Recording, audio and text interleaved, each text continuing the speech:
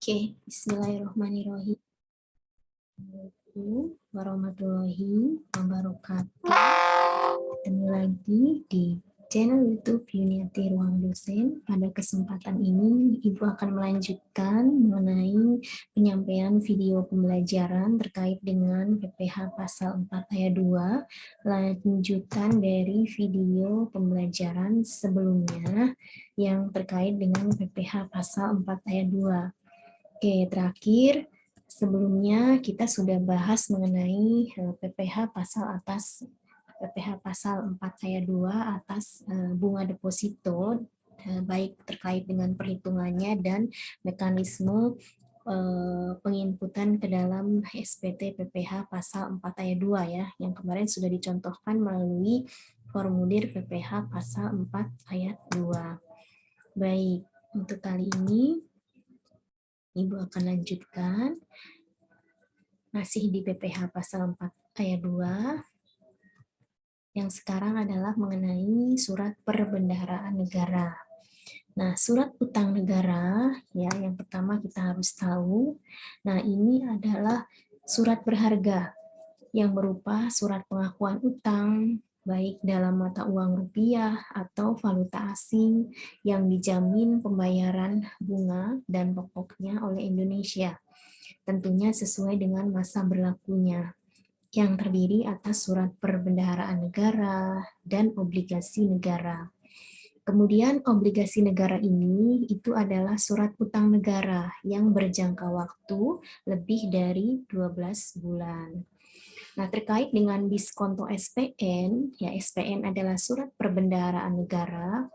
Nah, ini adalah selisih lebih ya, selisih lebih antara nilai nominal pada saat jatuh tempo dengan harga perolehan di pasar perdana atau sekunder atau harga jual di pasar sekunder dengan harga perolehan di pasar perdana atau sekunder. Nah, terkait dengan PPh final atas diskonto SPN ini tarifnya sebesar 20%.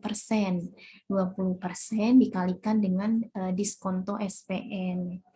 Nah, ini terkait dengan pemotong pajaknya, penerbit SPN ini atau emiten atau kustodian yang ditunjuk selaku agen pembayar, di mana atas diskonto SPN yang diterima pemegang SPN saat jatuh tempo, ya, atau perusahaan efek broker atau bank selaku pedagang perantara maupun selaku pembeli. Kita ke soal.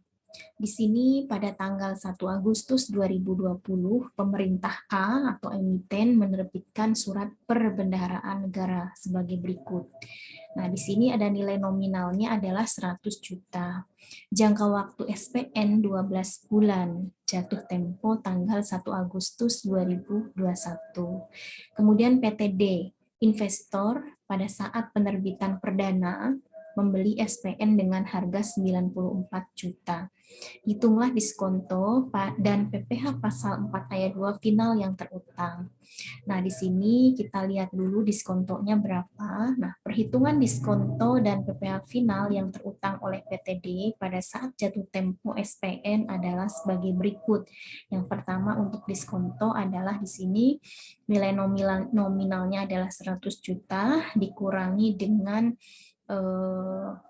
pada saat pembelian ya, di sini adalah 94 juta, ya berarti selisihnya adalah 6 juta. Sehingga PPh finalnya ya ini adalah 20%. 20%-nya dikalikan dengan selisih tadi ya, yaitu sebesar 6 juta. Sehingga nilainya adalah 1.200.000 untuk PPh finalnya.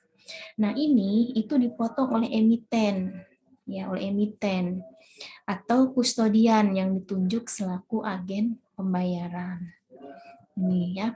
Nah, bagaimana untuk pembayaran atau yang tertera di ID billingnya untuk KAP dan KJS-nya? KJS itu kode jenis setorannya ya. Itu ya, ini adalah 411128401 ya. Ini di situ Anda pilih yang bunga diskonto obligasi dan surat berharga negara. Nah, ini 411288401. Gitu ya, nilainya berarti tadi 6 juta ya. Kemudian PPh-nya adalah 1.200.000. gitu ya, ini untuk pengisiannya. Oke. Kemudian yang selanjutnya adalah bunga obligasi. Nah, bunga obligasi di sini ada kita lihat di objek pajak yang dipotong tarif dan DPP. DPP itu singkatannya dasar pengenaan pajak. Jadi menghitung pajaknya itu dari tarif dikalikan dengan DPP. Nah, nanti per objek ini akan dilihat DPP-nya itu apa gitu ya. Yang pertama, bunga obligasi dengan kupon atau interest bearing bond. Nah, yang dipotong pembeli ini ya, WPDN itu wajib pajak dalam negeri ya atau BUT. Kemudian pembeli WPLN wajib pajak luar negeri singkatannya. Nah, kalau yang pembeli WPDN BUT itu 15% tarifnya dari mana? Dari jumlah bruto bunga. Jadi dari bunganya ya, dari bruto bunganya. Kalau pembeli WPLN itu 20% atau P3B ya, itu dari jumlah bruto bunga. Nah, kemudian objek pajak diskonto obligasi dengan kupon. Nah, ini yang dipotong pembeli WPDN BUT tarifnya 15%. Ini DPP-nya selisih harga jual atau nilai nominal di atas harga perolehan obligasi, tidak termasuk bunga berjalan. Jadi tidak termasuk bunga berjalan di sini. Kalau untuk pembeli WPLN di sini tarifnya adalah 20% P3B. Kemudian objek pajak selanjutnya adalah diskonto obligasi tanpa kupon, zero coupon bond. Nah, ini yang dipotong pembeli WPDN BUT tarifnya 15%, pembeli WPLN itu tarifnya 20% atau P3B.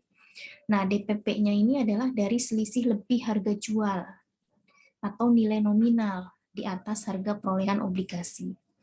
Kemudian objek pajak bunga atau diskonto yang diterima oleh wajib pajak reksadana yang terdaftar di OJK, di Otoritas Jasa Keuangan. Ini yang dipotong adalah WP reksadana terdaftar. Tarifnya adalah 5% ya untuk tahun 2014 sampai 2020. 10% untuk 2021 dan seterusnya. Nah, nilai dasar pengenaan pajak ini adalah dari jumlah bruto bunganya. Ya, jadi dari bruto bunganya. Oke. Di sini ada beberapa peraturan yang diatur yang sebelumnya di Undang-Undang Nomor 36 Tahun 2008 tentang PPh Final Pasal 4 Ayat 2, Undang-Undang Nomor 36 Tahun 2008 ada yang diatur ya, karena sebelumnya belum diatur, itu sekarang diatur di dalam Undang-Undang Harmonisasi Peraturan Perpajakan ini tahun 2021. Nah, di sini terkait dengan ada penambahan objek PPh Final Pasal 4 Ayat 2 ya, yang tadi itu yang sebelum UU HPP ya. Nah, setelah UU HPP di sini ada penambahan terkait ketentuan existing belum mengatur perlakuan PPh atas penghasilan berupa bunga atau diskonto surat berharga jangka pendek yang diperdagangkan di pasar uang secara tegas, serta perbedaan pemotongan pajak yang lebih tinggi dibandingkan instrumen pasar modal, obligasi dan sun atau SBSN. Ini menimbulkan keengganan pelaku pasar, khususnya non-bank, untuk melakukan transaksi atas instrumen pasar uang di pasar sekunder. Nah, oleh karena itu, RUU HPP mengatur penghasilan tersebut dikenai PPh Final yang akan diatur tarif dan dasar pengenaan pajaknya dalam PP nantinya. PP itu peraturan pemerintah, dengan harapan dapat mendorong pendalaman sektor pasar uang.